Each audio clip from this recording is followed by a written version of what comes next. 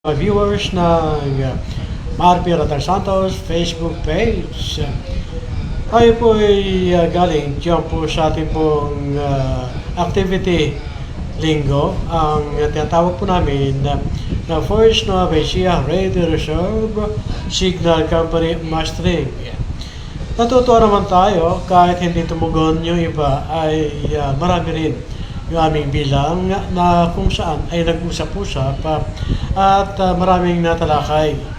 Kaugnay po rito sa kakaharaping mga activity ng hanay na pinamumunuan ni First Lieutenant Erwin J.B. Fe, ating commanding officer at the same time, siya pa rin yung ating company commander.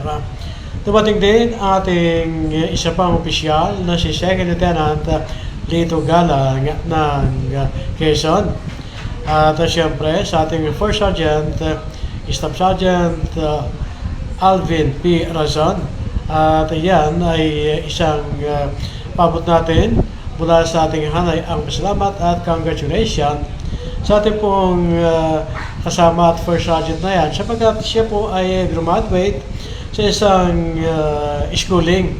At yan ay napakalaga at kailangan ng aming hanay upang may promote lalo ang mga tunguhin at yung mga programang tatahakin pa ng ating First Nueva Ecija Radio Reserve Signal Company.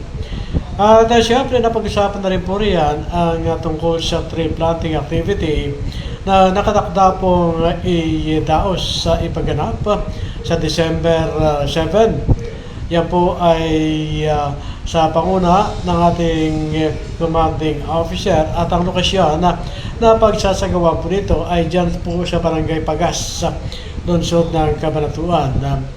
Less than 1,000 na seedlings ng Nara tree ang aming pong itatanim dyan sa pinakadike o tarundon sa nasabing lokasyon at dyan okay na at tapos na yung usapan dyan at nag-antay na lamang ng petsang nabanggit para sa gawa po namin ang planting activity o tree planting. So natutuwa po tayo sapagkat sa mga umattend at tumalo dyan sadya pong nakiisa. Si Richard Castro ay nakatutok sa ating pong live ngayong hapon. Wala na po sana sa plano natin yung mag-live Isa pang ako'y natutuwa, yung pong ating isang reel na umabot na po ng 50,000 yung place.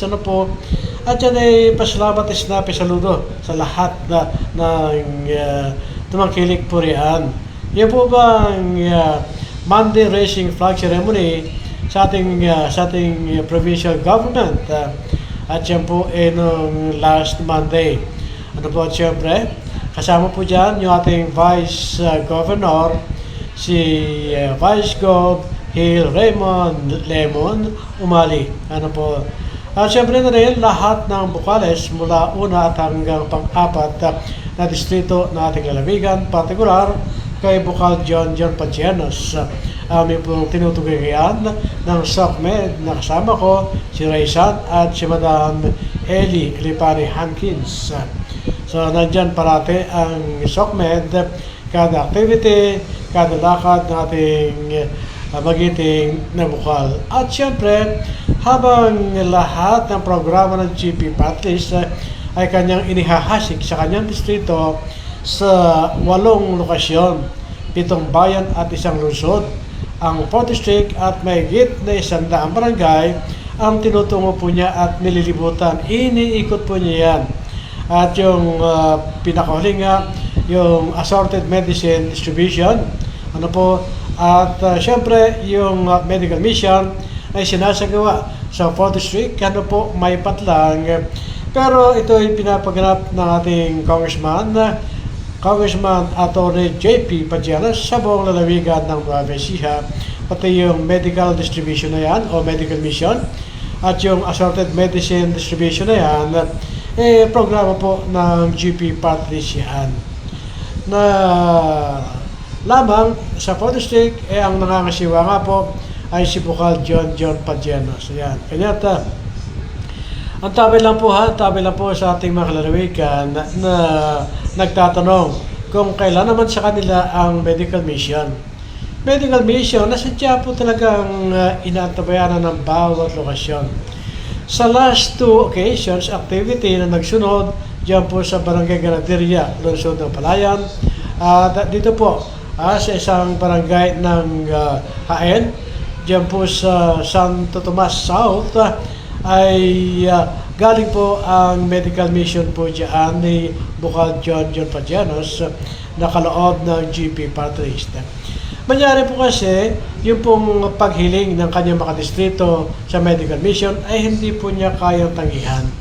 Sapagkat yan po yung inumpisahan nating Congressman GP Pagenos nang itatagpo niya yung GP Party List since po nung matapos siya ng 9 years bilang vice-gobernador ng ating lalawigan dyan sa Kapitolyo.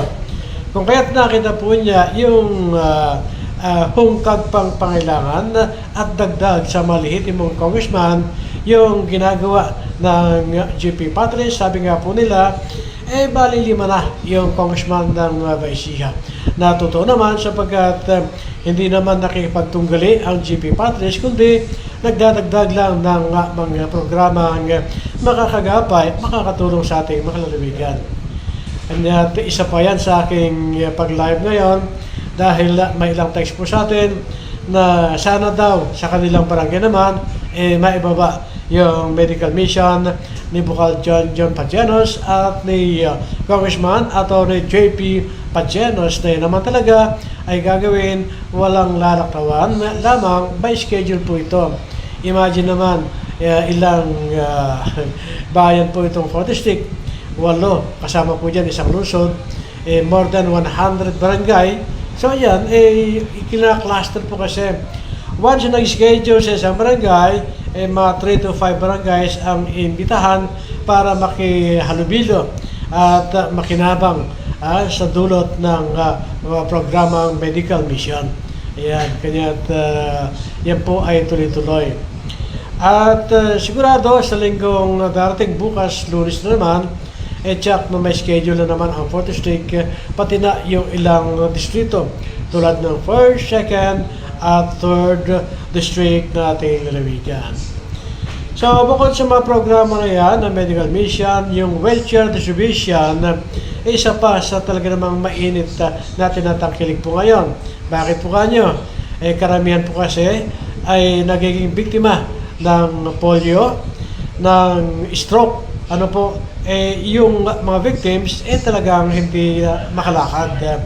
Yung nakakalakad man by means of therapy, pero nagsisimula sila bago gumaling ay yung humihiling muna ng wheelchair. Kanya't ito po ay pabatid din natin sa lahat nating mga lalawigan, particular sa 4th district, na tuloy-tuloy lang po at ipabatid ang lokasyon na gustong magkaroon ng wheelchair.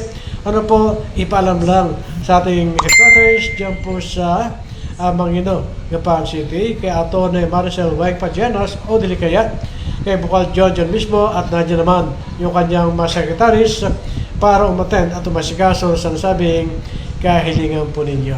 Ayan. So, yan po yung ating konting update na may kaugnayan sa GP Party List, at ituloy ko naman yung dyan po sa Troopers CDC, 3rd RCDJ, RISCOM, Philippine Army, Camp Tinio, Cabanatuan City. Inulit ko po yung napipintong activity ng First Nueva Ecija Radio Reserve Signal Company. Inuulit po natin November 7, tree planting activity diyan po sa Barangay Pagas, Cabanatuan City. Ayan, magkita-kita po tayo yan. At sa ating pagkakapatid, may ilang KOFC groups na siyang sasali at makikisa sa activity na yan ng ating hanay. Ayan. At siyempre, yan po talaga namang tuloy-tuloy na po mga programang yan. At di maglalaon, marami na pong madagdag pang programa ang pagsasaliwan ng Troopers at ng First Nueva Ecija Ready Reserve Signal Company. At yan, underpasses. At kasunod na yan, ano po, yung sa tree planting activity na yan, yung year-end party naman. Ayan, party naman. So, yan na po ang ating pong update ngayong gabi na ng linggo. Ano po, linggo. At tayo po ay bukas, arangkada naman sa ating activity sa ilalim po ng GP Patrice. Yan mula ating update mula dito sa ating lokasyon. Marvin Santos, magandang gabi bayan.